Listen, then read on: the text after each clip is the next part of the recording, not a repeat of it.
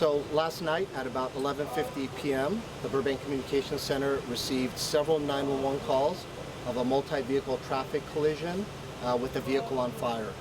Burbank police officers responded to the scene. Upon their arrival, they located 3 individuals that were deceased at the scene. 2 other individuals involved in the traffic collision were transported to local trauma centers where they're currently being treated. At this time, detectives are on scene and they're investigating the incident.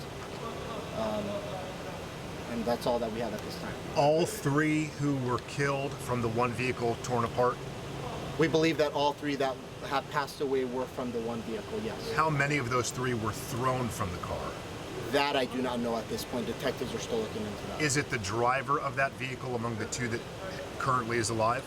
Unfortunately, due to the nature of the accident, that's something that's still being investigated. Detectives are going to have to determine who was actually driving the vehicle. How many cars do you have involved here? And we believe there was somebody detained and hiding in the bushes? Do you have that? There's no individuals that are outstanding. There was preliminary information that was asked of me whether or not this is a hit and run. It was not a hit and run. There's no suspects outstanding at this time. Or any vehicle. What is the working theory here on how this happened? Which directions were both cars going? Were they racing? Yeah, that's information. We have traffic cameras that are going to be reviewed by our detectives. We're going to also be canvassing the area for any additional surveillance cameras which will assist with that.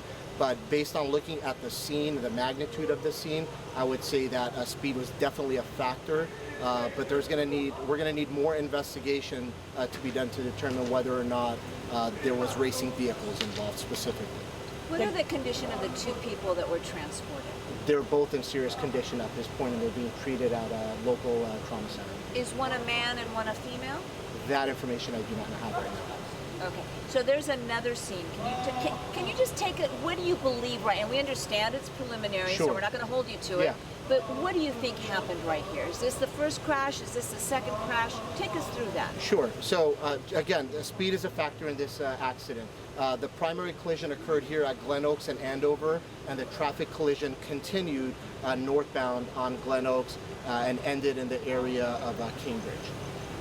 So it continued northbound. So the initial traffic collision is at the scene here behind us at Andover and Glenoaks, and vehicles continued northbound all the way up until Cambridge, and there's several vehicles involved, including parked vehicles as well.